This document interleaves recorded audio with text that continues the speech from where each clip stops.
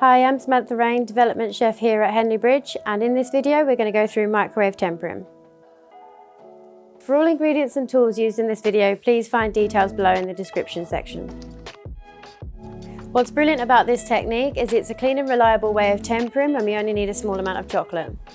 We must ensure that we always use a plastic bowl, as the plastic doesn't retain the heat, whereas a glass bowl would. What we're going to do is we're going to put the chocolate into the microwave for 20-second bursts at a time. After each 20 seconds, take it out and give it a really good mix.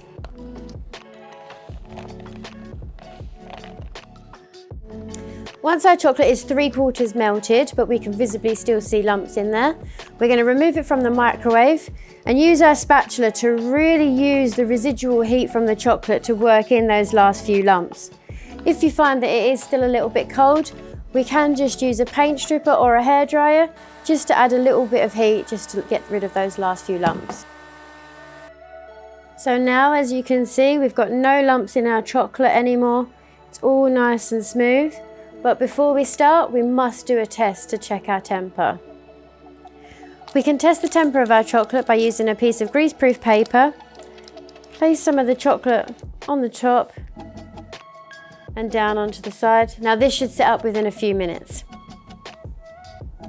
The ideal working temperature for this chocolate before we start into our moulds is between 29 and 30 degrees, so do always check before you start. So now that we know that our chocolate is ready, now we can start filling up our bar mould.